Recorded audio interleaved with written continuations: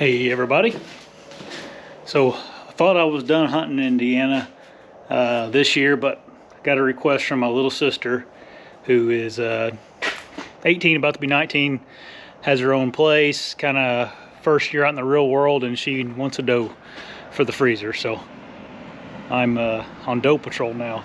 Luckily, still got about a week left of muzzleloader season, and just a pile of does across the road from the house. I've been watching them through with the binoculars, and got a perfect south wind tonight. It's nice and chilly, and we're gonna head over there and sit on the ground on the fence row and wait for one of the big ones to pop out tonight and shoot one of them, hopefully. So I'm kind of in I've been in a war with these does that live across the road. There's a pile of them every year late season, and I always have a hard time shooting one with a bow, my self bow. Tonight though, even the odds a little bit.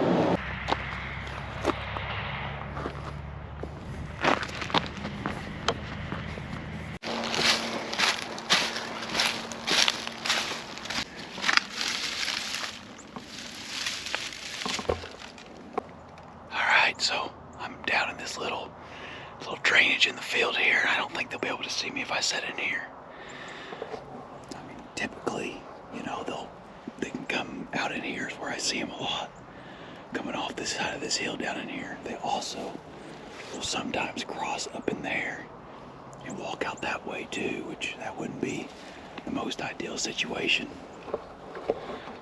I actually shot one with a long bow sitting right here one time. It's pretty cool. They came out down in there, and they walked right up in here at like 20 yards, and I shot a doe, and it ran up in there and died. But all right, I'm gonna get set up here. The worst part of muzzleloaders right here. Primers. If I had $1 for every primer I dropped and lost, I could buy another pack of primers. Something else I figure I'd mention is every time I gun hunt Indiana on the channel, I always get comments on the lack of orange we have on it. This is all that's required in Indiana, and I'm on private land here. So that's why I can get away with only wearing an orange hat. Usually if I'm on public around here, I'll put on a vest also, but for private and stuff, I just wear my orange hat, and that's all we have to wear. So.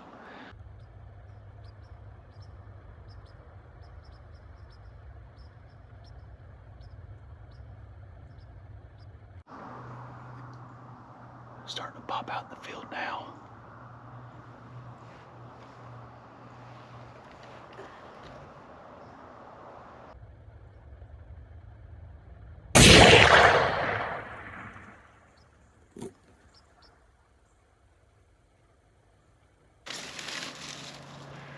All right, got her. She went down right in the field out here. Not great footage on the camera. I was having a hard time. I got a rig that my my camera and my gun rest is on the same thing, and that's not a good idea. I should have done that, but I think I got footage at least. So, all right, let's go out there and see what we see. All right, big old doe. Merry Christmas, sis. All right, let's I'm gonna gut her real quick while I got my just a tiny bit of light left, and then go get Huck Wayne and let him help me get her out. I got one. Wow! Are you excited? Is that a yes? You getting on there?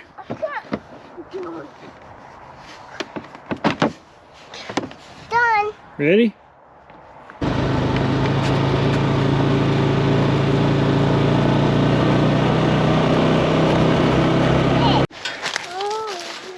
Go see her.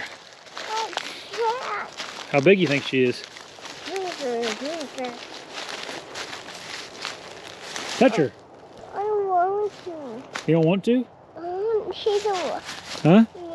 That there's why. That ain't alive. Why? I shot her with a muzzleloader. There's muzzleloader. A gun. Good. Ready to clean her up so we can get going? Hey, you shot the right in the heart. Yeah, right in the heart. You shot him right in the butt too. In butt. I didn't shoot her in the butt. Yeah. Really did.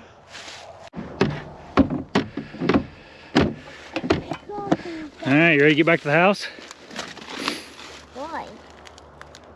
You can ride the four-wheeler to the house? Why are we going to leave that here? We're not. We're taking her with us. Why? For Coco. Why? For Aunt Coco. I want to eat it. What do you want to do? I want to eat it with Coco. You want to eat it with Aunt Coco? Yeah. Well, we'll have to talk to her about that, see if she'll share any of it. We got a lot of deer in the freezer though. You don't think we can just share it, give it to her? Eat it together. We can eat it together. That's a good idea, I think. Nux?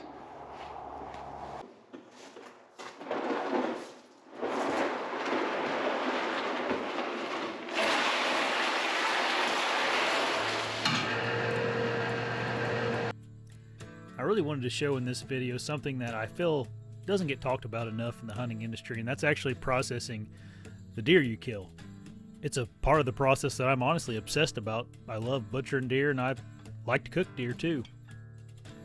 Really, the first step of the process is getting your garage heated up so you're nice and comfortable while you're butchering your deer. After you're getting warm, you got to start by skinning the deer out. I start the process by kind of wringing the back legs, as you can see I'm showing here. And then I just run my knife down the edge of the inside of the back leg all the way up into the hind quarter. Then you're just working the skin off that back leg until you get all the way down to the butt of the deer. It's just as easy to do this step with the deer hanging up, but I've always done it with the deer on the ground, so it's kind of how I prefer it. When you're done, you should have something that looks kind of like this. Then I get the deer back up in the air. You don't need one of these fancy electric hoists, but man, they do make things handy. It kind of goes without saying, but a really nice sharp skin and knife is super important whenever you're working on a deer like this. I don't really care what brand you get, just get you a good one. After you get the deer back in the air, just keep working the hide down until you can't go anymore, and then you just rip it down with your hands. I think a lot of people are intimidated by skinning out a deer, and it really isn't that hard once you get started. Just take your time and go slow, and if you have to, watch a YouTube video and you'll get it.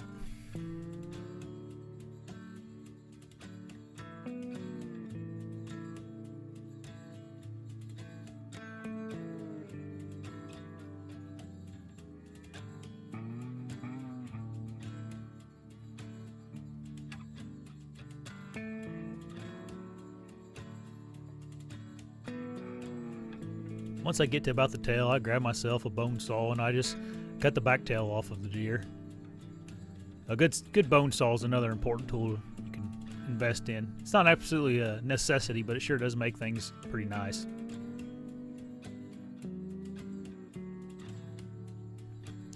Once you're through the tail, it's kind of smooth sailing from there. A lot of times on a young deer, you can just kind of pull the hide off the body just with your hands. As you can see, I kind of did there a little bit on this old doe.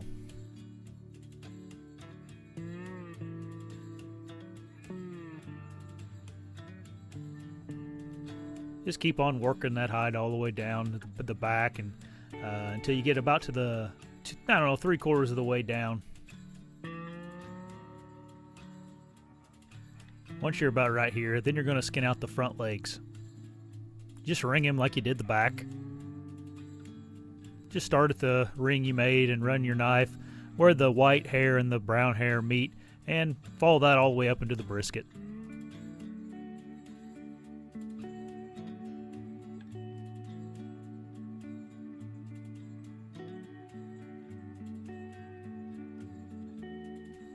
You want to kind of try to avoid what I'm getting ready to do right here, and that's cut off a whole bunch of hair. I'll show you a little trick to fix that issue here in a little bit.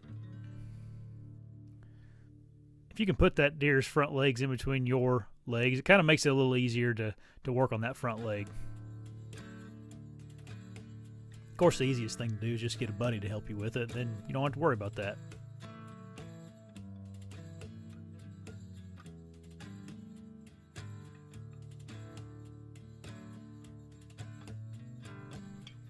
Once you got those front legs skinned out, then you're just going to go back up to the body part of the hide and just keep it working it down, all the way down to the base of the neck, really.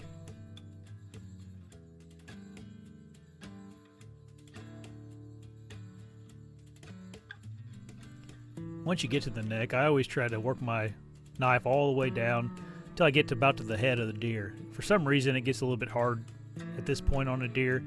Just take your time and keep pulling and keep cutting.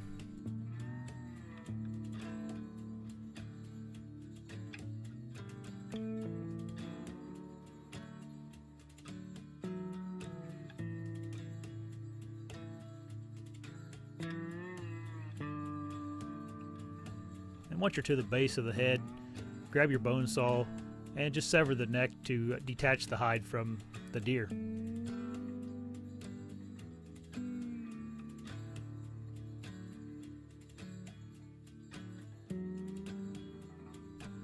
Then finally I take my bone saw and I get rid of the limbs of the deer. You really don't want to chance the hair from those limbs getting onto the meat of the deer.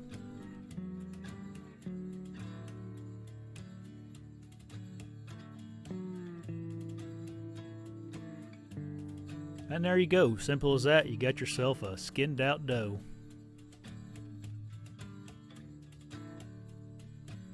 Now for the trick to get the hair off the deer. Just get you a blowtorch and burn it off. It melts it off like butter.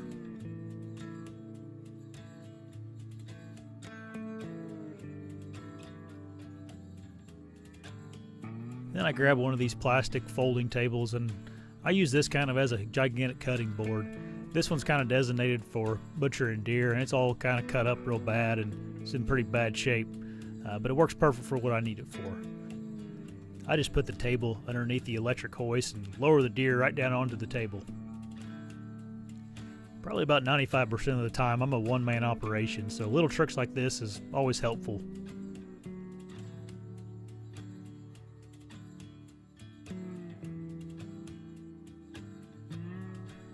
When I'm butchering a deer, I like to start with the easiest part first, and by far the easiest thing to do on a deer is cut off the front legs. There's actually no joint or anything in the front legs of a deer, so you just cut the things off. Something else that's really nice to have as a deer hunter, and I'll mention it now because it's in the background of this shot, is a little walk-in cooler. The one we have is just an insulated box that we have an air conditioning in, and took the thermometer out of it so it really doesn't stop running. It'll get down to about 40 degrees, which is plenty cold enough to keep a deer for a long time. Now I'm working on the back ham of the deer, and it's a little more tricky to get a back ham off a deer. To put it in as simple as form is you're just going to work your knife along where the hip and the back leg meet until the dang thing falls off. With one minor obstacle in your way, and that's that ball joint that's in the hip of a deer. And that's kind of what I'm working around right now. It's actually not that bad to get them off. Most people just aren't aggressive enough with their knife around that area, and that's why it's so hard to get off. But once you get through it, it slices through like butter, and the leg will come right off.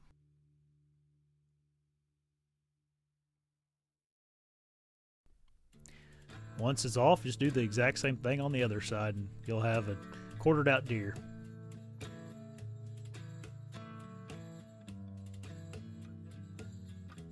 After I got the quarters off the deer, I usually take out the back straps then, and I've already taken out the right side back strap on this deer, but all you do is run your knife down along the edge of the backbone and then down to where the hip is, and I kind of work my way down, and then you're just going to fillet the back strap off the back of the deer. A good rule of thumb is just to kind of follow the rib cage. You want to see those ribs through the back of the deer whenever you take the back strap out. I want to talk a little bit about my knife I'm using. It's a Victorinox knife. It's a 6-inch boning knife, and I love that knife. They're not overly expensive. They stay super sharp, and you can use them for all kinds of things other than just boning out a deer. Can't recommend that knife enough. Right here, I'm just folding back some of that skin and the fat that comes on the back of a deer. You don't really want to keep that on that back strap.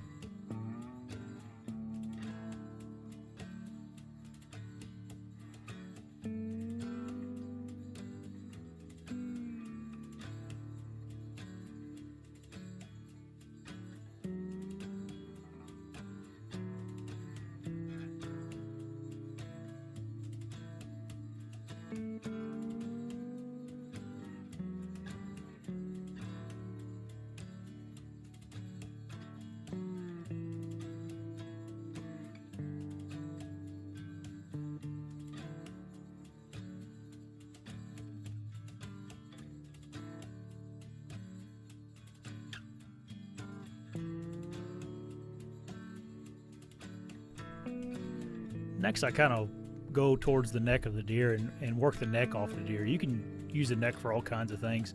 A lot of people like them as a roast, and they are good as a roast in a crock pot or something like that. But for this particular deer, I'm going to turn it in just a burger because my sister wants more burger than anything else. A lot of times a buck's neck will have a lot more meat on it than a doe. You know, they're going to be 2 or 3 times bigger than what the doe's necks are. And in those cases, I'll usually wrap them up whole and slow cook them in a crock pot with some carrots and potatoes and maybe some onion soup mix. Man, you can't beat that.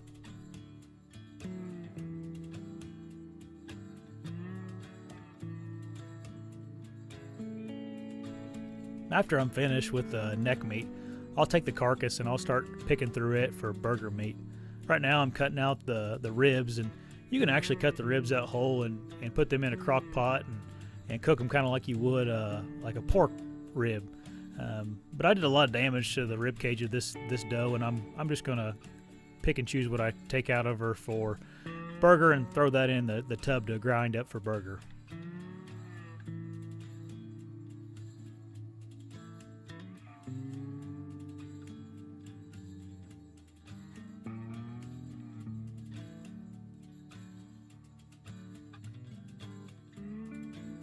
Now I'm going to work on the front legs of the deer, and I'm going to start with the shank down there. I'm just going to cut the meat off the shank and put it in the burger pile. You can save a whole shank and slow cook it, and it actually comes out pretty tender, which is surprising to most people. Shank is usually a part of the deer most people don't like because it has so many tendons in it. But if you put that in a crock pot, it comes out real nice and tender.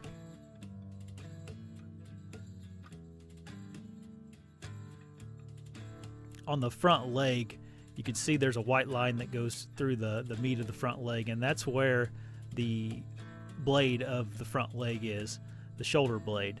And you can actually just kind of fillet the meat off that blade like you're filleting a fish, and that's what I'm doing right now. And that's kind of the best way to get all the meat off of the front leg. Something else I like to do with the front leg is actually I'll take a hacksaw there, and you can imagine that leg, and I'll cut off the right side there, the shank, and I'll cut that big portion of the front leg into 2 pieces, and then you can put that in a crock pot and use it as a roast, and that's really good too.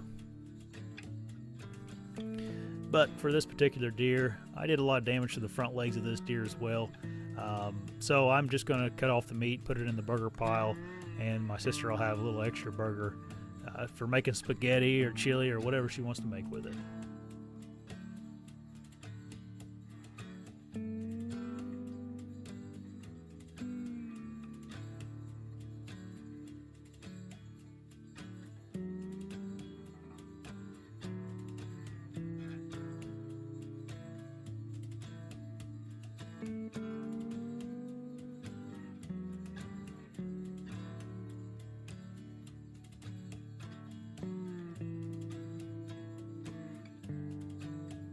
when you're finished with the front leg, it should look something like this.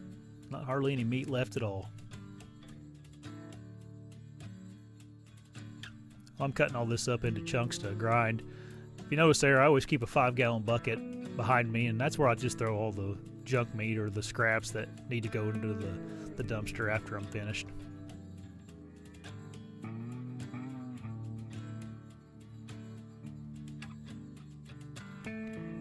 Alright, now let's get to the good part, the back hams. Back hams are a little bit intimidating for folks because there is quite a few muscles back there.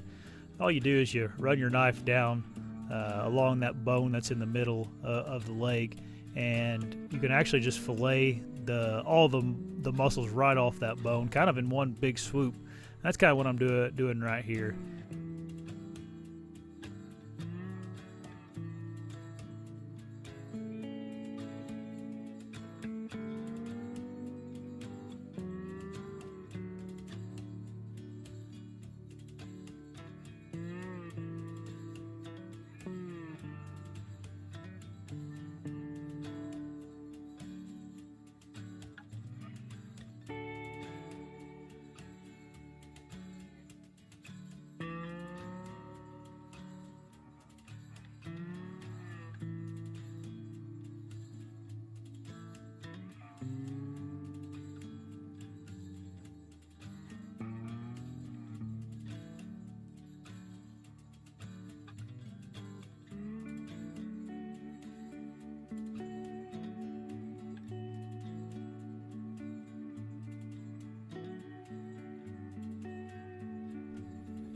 And there you go. Pretty much all the real good meat off the back leg is right there in that big pile of meat. On the back leg, anything that doesn't look right, I kind of just trim it up and throw it in the burger pile. Something else I'm doing right here is I'm cutting a big old chunk of fat off of a piece of meat. And the fat of a deer really isn't that great. You don't really want it in your mouth. It kind of gives you a cotton candy, nasty feeling when you have a whole bunch of fat. A little fat's okay, but you don't want a big chunk like that. So now I'm just separating the different muscle groups in the hind quarter there. That one's called the top round.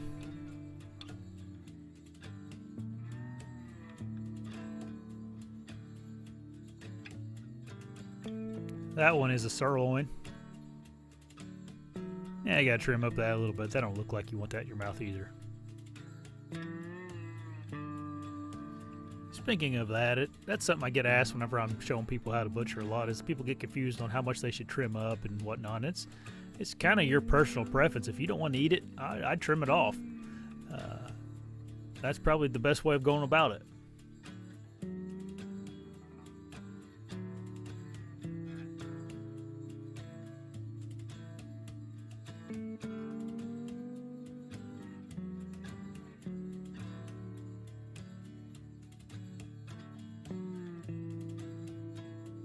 Right here I'm working on the top round.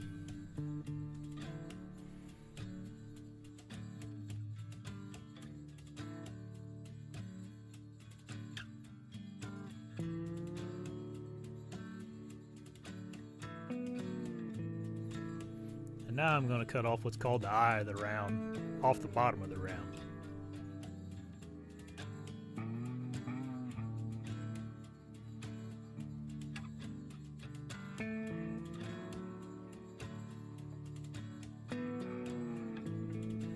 I always trim my meat as much as I can before I freeze it. You know, it's always something that you either going to have to do now or do it later whenever you're getting ready to cook it. And since these are for someone as a gift, I'm going to trim it up a decent amount.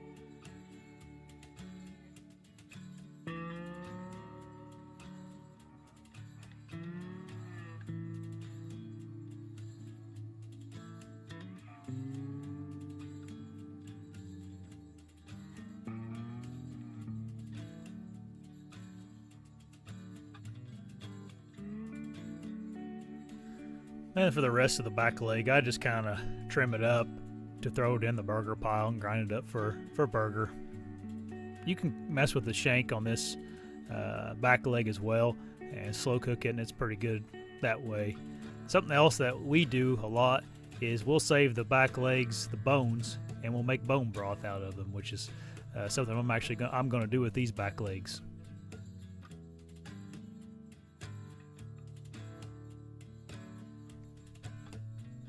Now I'm getting the meat grinder ready for grinding up burger. A good meat grinder is something you're going to want to invest in if you're going to do a lot of butchering. And if I can make one recommendation, get the size bigger than what you think you need. This one, I'm not actually sure how many horsepower it is, but I wish it was bigger.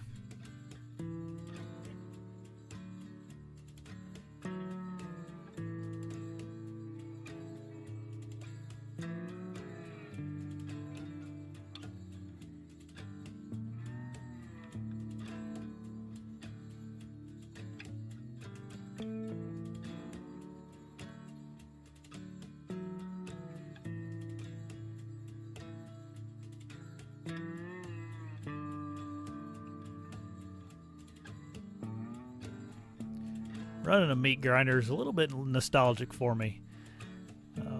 Probably since I was 5 or 6 years old, I've been running a meat grinder, and my family always butchered their own deer, and it's something that we all did together back in the day, and it just brings back good memories of my grandpa, my dad, and my uncles.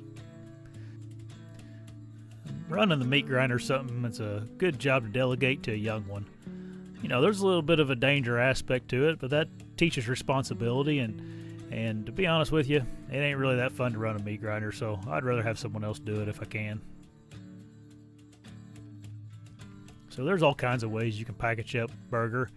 Used to, we just threw it in some freezer paper and wrapped it up. Recently, me and the wife started buying these little plastic bags. You can buy like 1,000 of them for almost nothing, and we use our sausage stuffer to put the ground meat into these little bags, and we got ourselves a little tape dispenser that seals the bags real easy like. I think they make an attachment for a grinder where you wouldn't have to put it in the sausage stuffer, but I don't have the attachment, so that's what we do. There's also different ways you could wrap up the big pieces of muscles from a deer, and right now we're just going to wrap them in freezer paper. Probably best practice would be to wrap these things in plastic wrap, then wrap them in freezer paper, but we don't have any plastic wrap, and there's a winter storm outside, so this is going to have to do for now. As long as this meat isn't going to stay in your freezer for, years, I don't think it's absolutely a must to plastic wrap them. It's also nice to have two people when you're wrapping meat. Someone that can keep their hands clean and actually do the wrapping, and someone that can handle the meat and not have to deal with the paper and get it all bloody and meaty. And of the two of you, whoever has the best handwriting, you want to label the meat, whatever the cut is, and then usually put the date on there at the very least. Something else we use an awful lot is our little vacuum seal. This one's just a Walmart special. I don't know. It ain't real good, but it works. A vac seal is probably the best way to store meat in a freezer, in my opinion. But there is some downfalls. You got to get good bags. If you get cheap bags that are easily punctured, you'll end up with a whole bunch of meat that's freezer burned, and nobody wants that.